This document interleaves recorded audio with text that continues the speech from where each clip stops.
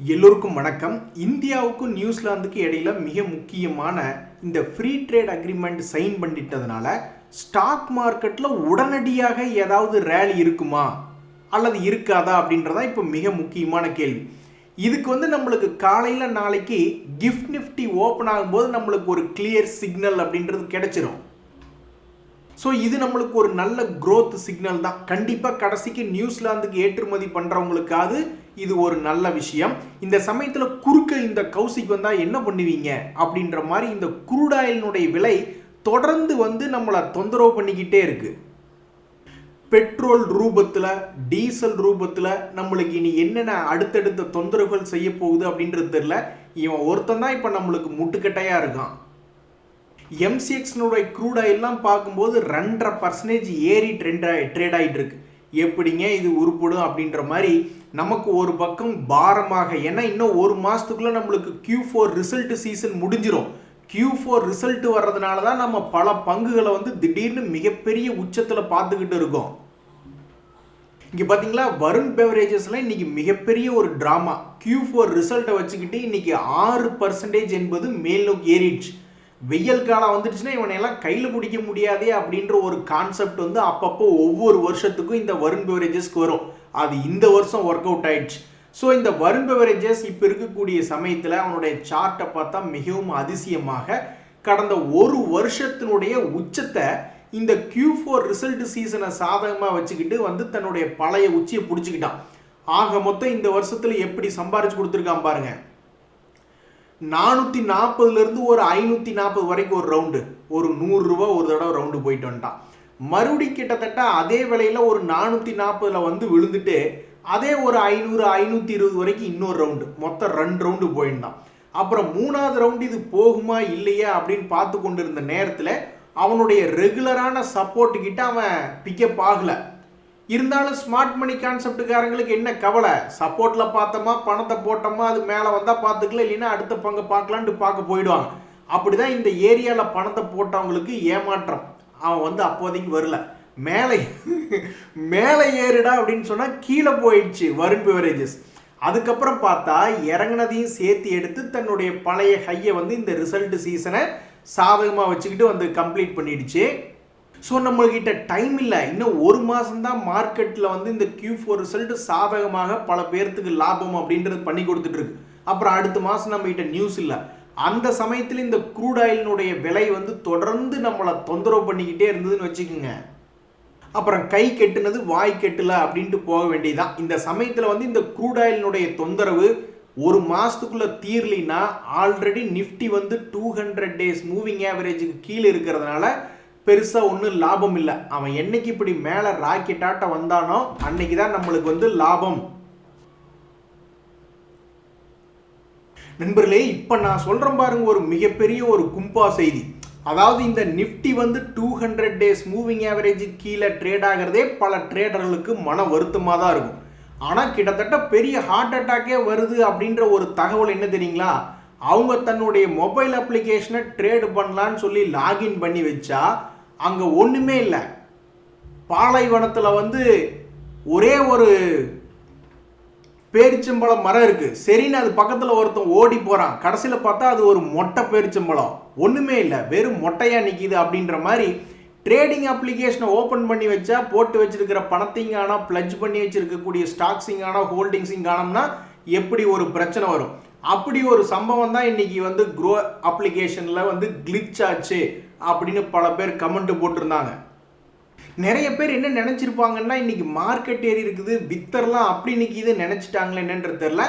அந்த சமயம் பார்த்து அவங்களுடைய பொசிஷனில் கொஞ்சம் பொசிஷன் லோடிங் மற்றபடி லாங்கில் சம் கிளிச்சஸ் அப்படின்றது இருக்கிறத நிறைய பேர் கமெண்ட் போட்டிருக்காங்க.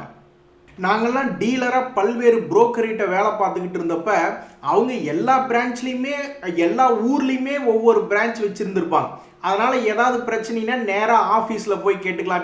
இப்போல்லாம் நிறைய பேர் டிஸ்கவுண்டட் புரோக்கர்கிட்ட அக்கௌண்ட் ஓப்பன் பண்ணுறதுனால அவங்களுக்கு எங்கேயாவது ஹெட் ஆஃபீஸோ அல்லது ரீஜனல் ஆஃபீஸ் ஏதாவது ஒரு இடத்துல தான் இருக்கும். அங்கே போனாலும் பதில் சொல்கிறதுக்கு யார் இருப்பாங்க அப்படின்றது தெரியாது. ஸோ அந்த மாதிரியான பிரச்சனைகள் இருக்கும் பொழுது நம்ம இப்படி இந்த ஆன்லைனில் தான் போய் என்ன ஏதுன்னு கேட்டுக்கணும். இங்கே பாருங்கள், ட்விட்டரில் சப்போர்ட்டு கேட்குறாங்க, அது போக கண்டிப்பாக ஃபோன் லைனில் நிறைய பேர் சப்போர்ட் கேட்டிருப்பாங்க. அதுக்கு அவங்க ரிப்ளை பண்ணிக்கிட்டு தான் இருக்காங்க. இருந்தாலும் நம்ம இதில் நிறைய பேர்த்துக்கு ட்ரேடிங் அப்ளிகேஷன் ஸ்லோவாக இருந்தாலோ, தகவல்கள் மாறி மாறி இருந்தாலோ டென்ஷன் என்பது வந்துடும். அப்படித்தான் இன்னைக்கு நிறைய க்ரோ ஆப் யூசர்ஸுக்கு நடந்திருக்குது பாவம். நண்பர்களே, ஒரு முக்கியமான தகவலை நான் இப்போதான் சமீபத்தில் உணர்ந்தேன். அதாவது மார்க்கெட் நல்லா இருந்த வரைக்கும் பிரச்சனை இல்லை, குவார்ட்டர்லி ரிசல்ட்ஸ் நல்லா இருக்கு அப்படின்னு எல்லாம் தூக்கி விட்டுட்டு இருக்காங்க. இப்போ புதுசாக ஒரு சம்பவத்தை என்ன ஒன்று நான் பார்த்தேன்னா, குவார்ட்டர்லி ரிசல்ட்ஸ் நல்லா கொடுத்துடுறாங்க. எப்போ கொடுத்து 4-5 மாதம் கூட ஆயிடுது. போன குவார்ட்டரோ அல்லது அதுக்கு முந்தின குவார்ட்டர்களோ தொடர்ந்து நல்ல விஷயங்கள் கொடுக்குறாங்க. ஆனால் பங்கினுடைய விலை கீழே போயிட்டே இருக்கு. அதுக்கப்புறம் ஒரு வேளை செக் பண்ணுறாங்க போல, ஒரு குவார்ட்டர் மட்டும் நீ கரெக்டாக கொடுத்தா பத்தாது, நிறைய குவார்ட்டர்லி ரிசல்ட்ஸை கொடுத்து நல்லபடியாக கொடுத்து நீ ப்ரூஃப் பண்ணு அப்படின்னு சொல்கிறாங்களே என்னன்றது இல்லை. அதாவது இந்த HFCL அப்படின்ற பங்கு கொஞ்சம் பிரபலமான பங்கு.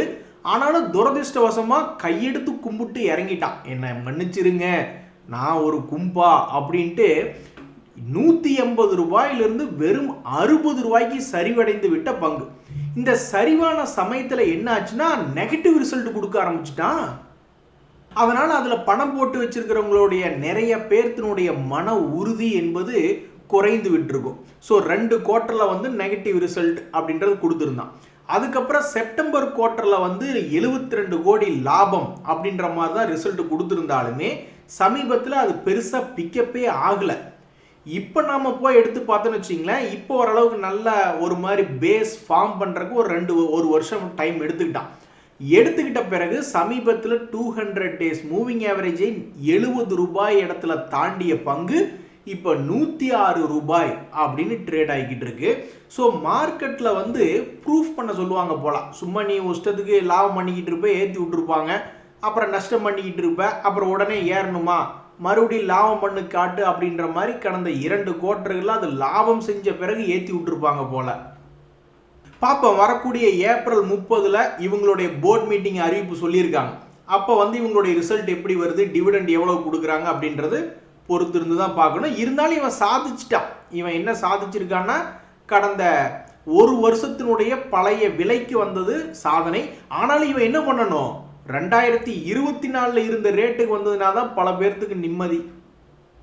நண்பர்களே, இன்னொரு ஃபேமஸான பங்கு சுஸ்லான், அதுவுமே த ஸ்ட்ராங் கம்பேக் அப்படின்ற மாதிரி 36 ரூபாய் ரேஞ்சுக்கு போய் விழுந்துட்டான். 80 ரூபாய் எங்கே, 36 ரூபாய் எங்கே.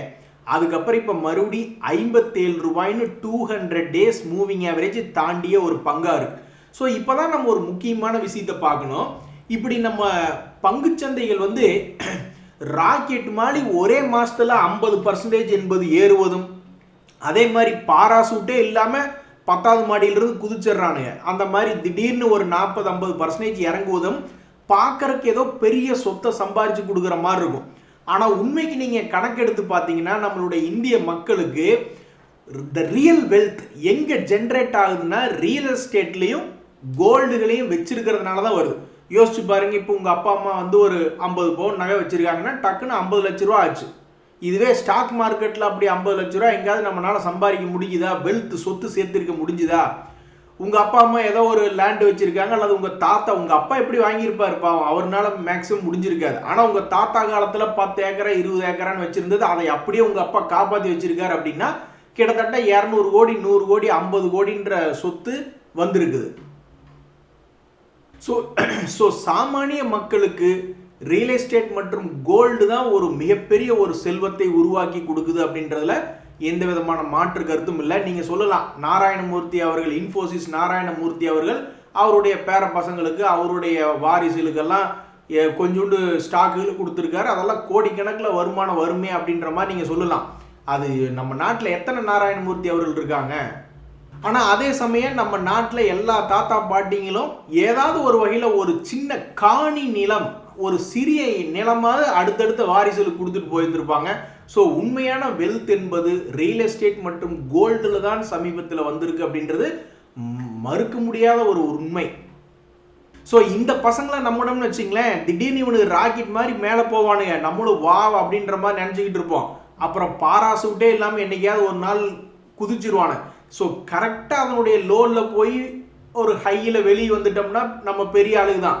ஆனால் அது எத்தனை தடவை நம்மளால திருப்பி திருப்பி பண்ண முடியும்? ஒரு நண்பர் அப்படிதான் ஒன்ன சொல்லிக்கிட்டு இருக்காரு. அதாவது சமீபத்தில் மார்க்கெட் மேல் நோக்கி வந்த பொழுது பல பங்குகளை நான் வித்துட்டேன், ஒரு 5 லட்ச ரூபா பணம் ரெடி பண்ணி வச்சிருந்தேன், மறுபடியும் சமீபத்தில் கீழே வரும்பொழுது மறுபடியும் வாங்கி வச்சிருந்தேன், அப்புறம் இன்னைக்கு மார்க்கெட் மேல் நோக்கி வந்த பொழுது மறுபடியும் நான் வந்து ஒரு 5 லட்சத்துக்கு விற்று வச்சிருக்கேன். அதாவது இவருடைய மைண்டுக்கு இவர் நினைக்கிறது சமீபத்தில் ஏன் நடக்குதுன்னா அது ஒரு சைட்வேஸ் மார்க்கெட்டாக இருக்கு, ஏறுறதும் இறங்குறதும் ஏறுறதும் இறங்குறதா இருக்கு. நீங்க கேட்கலாம், திடீர்னு என்னைக்காவது ஒரு நாள் ட்ரெண்ட் மாதிரி ஸ்டாக் மார்க்கெட் பிச்சுக்கிட்டு போயிடுச்சுன்னா என்ன பண்ணுவீங்க அப்படின்ட்டு.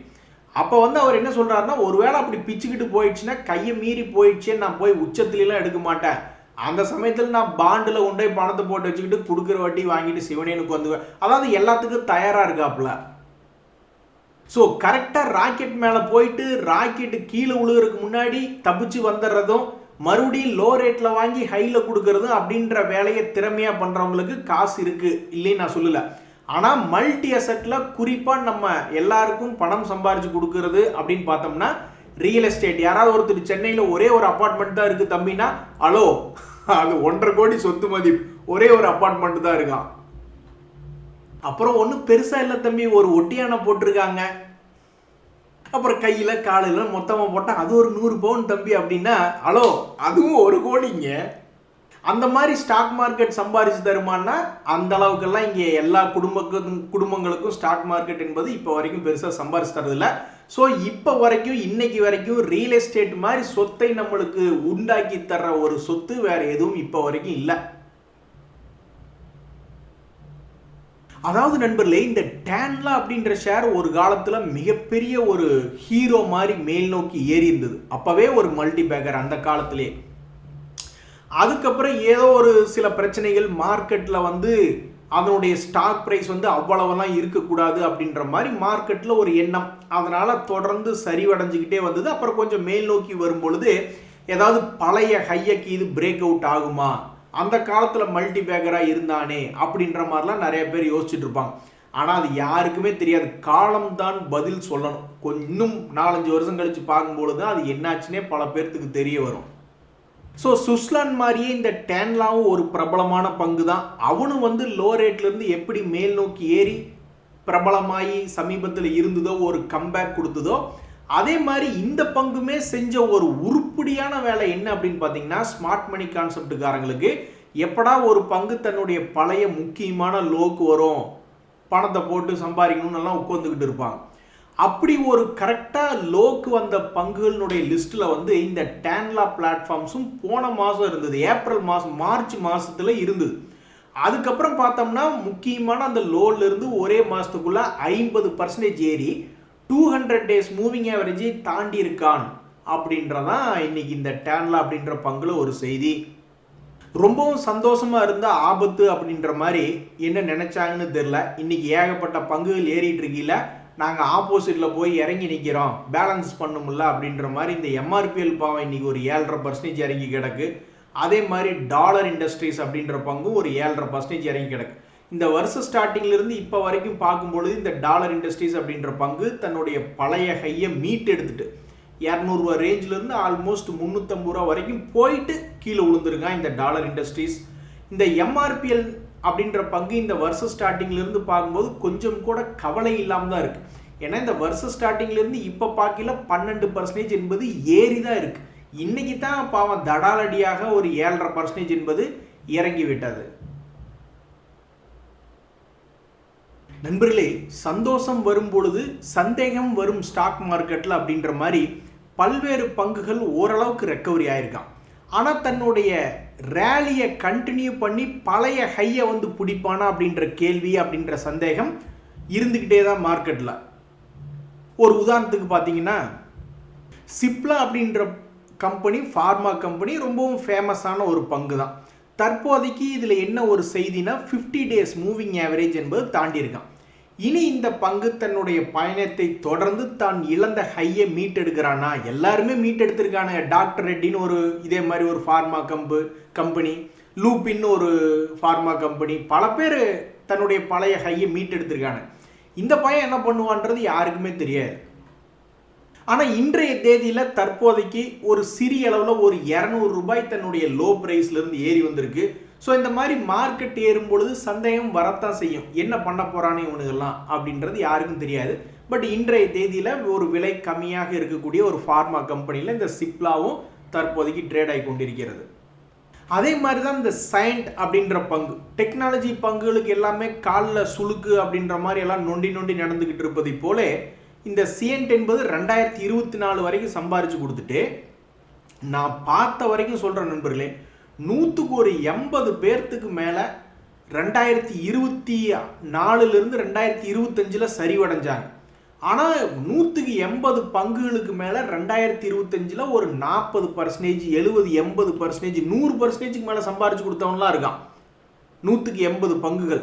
ஆனால் எனக்கு தெரிஞ்சு மிக சில பங்குகள் தான் பெருசாக 2025 சம்பாரிச்சு கொடுக்கல. அப்படி ஒரு பங்குகளினுடைய செய்தியில் இந்த சியன்ட் அப்படின்ற பங்கு இருக்கு. ஏன் அப்படின்னா அது உங்களுக்கு பார்த்தீங்கன்னா நீங்கள் சொல்லலாம், அவன் 1000 ரூபாயிலிருந்து 1338 வரைக்கும் போயிருக்கான், 25% ஏறி இருக்கான் அப்படின்ற மாதிரி நீங்கள் நினைக்கலாம். ஆனால் அது ஒரு 40%, 60-80% இல்லை. ஸோ சமீபத்தில் லேசாக ஏறி இருக்கக்கூடிய பங்குகள் தொடர்ந்து ஏறி மகிழ்ச்சிக்கு உள்ளாக்குமா அதனுடைய ஷேர் ஹோல்டர்ஸை, இல்லை என்ன ஆகும் அப்படின்ற பொறுத்து இருந்தால் பார்க்கணும். நண்பர்களே, இந்த விப்ரோ பைபேக் அப்படின்ற சமீபத்திய தகவல் வந்ததுலேருந்து அது ஒரு பெரிய விஷயமாகவே இருந்துட்டு இருக்கு. 250 ரூபாய்க்கு திருப்பி வாங்கிக்கிறேன் அப்படின்னு சொல்லிட்டாங்க. ஆனால் அதனுடைய ரெக்கார்டு டேட் என்ன என்பது இன்னும் வரல. ஸோ 250 ரூபாய்க்கு திருப்பி வாங்கிக்கிறாங்க அப்படின்றது ஒரு பெரிய செய்தி தான். அந்த செய்திக்கு அப்புறமே பெருசாக இந்த பங்கினுடைய விலை என்பது மாற்றம் இல்லாமல் இருந்தது. ஸோ இன்னைக்கு தேதியில் 3% ஏறி இருக்கிறது ஒரு முக்கிய தகவலாக இருக்குது. ஸோ தற்போதைய விலை 205 ரூபாய், 250 ரூபாய்க்கு திருப்பி வாங்கிக்கிறாங்க, பைபேக் பண்ணுறாங்க அப்படின்ற மாதிரி தகவல்கள் இருந்தாலும், ஒரு ஷேர் வச்சிருக்கிறவங்களுக்கு மேபி ஒரு ஷேரையும் திருப்பி வாங்கிக்குவாங்களா அப்படின்ற அவங்களுடைய அக்செப்டன்ஸ் ரேஷியோ அதிகமாக இருக்கும். இதே 10 ஷேர் வச்சிருக்கிறவங்களுக்கு 10 திருப்பி வாங்கிட போகிறாங்க, 100 ஷேர் வச்சிருக்கிறவங்களுக்கு 100 திருப்பி வாங்கிடுவாங்களா, இல்லை 1000 ஷேர் வச்சிருக்கிறவங்கள 1000 திருப்பி வாங்கிக்குவாங்களா? கிடையாது. ஏன் அப்படின்னா மொத்தமாக அவங்க திருப்பி வாங்கிக்கிறேன்னு சொல்கிறதே 15,000 கோடிக்கு தான் திருப்பி வாங்கிக்கிறாங்க. அதுக்கு எத்தனை பேர் அப்ளை பண்ணுவாங்க?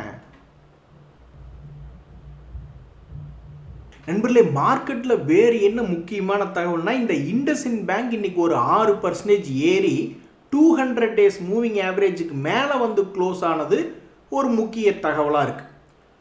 அவனும் அரைக்கிறான், நீ தப்பு செஞ்சுட்ட, அந்த தப்பை மறைக்கிறதுக்கு சில பேர் பார்த்தீங்களா நண்பர்களே, ஏதாவது ஒரு தப்பு பண்ணிட்டாங்க அப்படின்னா அது மறைகிறதுக்கு 1 வருஷமோ 5 வருஷமோ 10 வருஷமோ ஆகலாம். அது மாதிரி ஸ்டாக் மார்க்கெட்டில் ஏதாவது ஒரு பேட் நியூஸ் வந்துருச்சுன்னா அதை அப்சர்வ் பண்ணுறதுக்காக பல காலம் டைம் கரெக்ஷன் ஆகுது, மார்க்கெட்டினுடைய ப்ரைஸ் ஃபால் ஆகுது.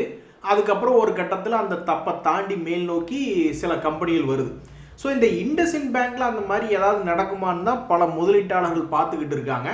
அப்படி இருந்த நேரத்தில் இன்னைக்கு என்ன ஒரு செய்தி வந்திருக்குன்னா, 200 days மூவிங் ஆவரேஜுக்கு மேலே இந்த இண்டஸ்இண்ட் பேங்க்ஸ் க்ளோஸ் ஆயிருக்கு அப்படின்றது இன்றைய முக்கிய ஒரு தகவலாக இருக்குது. ஒரு நண்பர் சொல்கிறாரு, வெறுத்து போயிட்டாரு. அதாவது டேன்லா அப்படின்ற ஒரு ஷேர் ஹோல்டு பண்ணிக்கிட்டே இருந்திருக்காரு, இவன்லாம் எங்கே ஏற போகிறான் அப்படின்னு சொல்லிட்டு ஃப்ரைடே அன்னைக்கு விற்று விட்டுட்டாரு. கடைசியில் பார்த்தோம்னா அவன் பாட்டுக்கு எகிரி இருக்கான். இன்னைக்கு ஏதாவது ஆளுக்கு இது போட்டு வாட்ச் பண்ணுறீங்களா? அது எப்படி வித்த அடுத்த நாள்லேருந்தே ஏறுறீங்க, யாராவது ஆளுக்கு இது போட்டு வாட்ச் பண்ணுறீங்களா அப்படின்ற மாதிரி இப்போ மனசு நொந்து போயிட்டாப்புல. அதே மாதிரி கீழிருந்து மேலே ஏறிய பங்குகள் அப்படின்றதுல இந்த அவந்தி ஃபீட்ஸ் அப்படின்றது இருக்குது. இவன்லாம் 2018 ஒரு கட்டத்தில் உச்சியில் இருந்திருக்கான். அதுக்கப்புறம் கீழே விழுந்தவன் 10 வருஷம் கழித்து மேலே ஹாய் ஹலோ அப்படின்ற மாதிரி தற்போது கீழே விழுந்த பங்குகளில் மேலே ஏறிய பங்குகள் அப்படின்ற செய்தியில் இந்த அவந்தி ஃபீட்ஸ் அப்படின்றது இருக்குது. நண்பர்களே, வேறு என்ன செய்திகள் மார்க்கெட்டில் அப்படின்னு பார்த்தீங்கன்னா ஒன்றுமே புரியலைங்க, என்னங்க நடக்குது, நம்ம தாங்க முக்கி எந்திரிச்சு மேலே வர முயற்சி பண்ணிக்கிட்டு இருக்கோம் அப்படின்ற ஒரு நிலைமையில் உலக அளவில் ஜப்பானுடைய ஸ்டாக் மார்க்கெட் பாருங்கள், 1000 தான் இருந்தாலும் ஜப்பான்காரன் தான் அப்படின்ற மாதிரி அது இருக்கிறதுலே உச்சத்துக்கு போயிருக்கு. அமெரிக்காக்காரன் தான் புது உச்சத்துக்கு போவானா, நாங்களும் தான் ஏன் போவோம், நாங்களும் ஜப்பான்காரங்க தான் அப்படின்ற மாதிரி அது தன்னுடைய வாழ்நாளினுடைய உச்சத்தில் இந்த நிக்கி ட்ரேட் ஆகிட்டு இருக்கு. நம்மளுக்கு என்னடான்னா கீழே இறங்கினவன் இன்னும் 200 டேஸ் மூவிங் ஆவரேஜையே தாண்ட முடியாமல் முட்டுச்சந்துக்குள்ளே கபடி விளையாண்டுக்கிட்டு இருக்கு. இன்றைய தகவல் அனைத்து உங்களுக்கு உதவியாக இருந்தால் எனக்கு மகிழ்ச்சி தான். ரொம்ப நன்றி, வணக்கம்.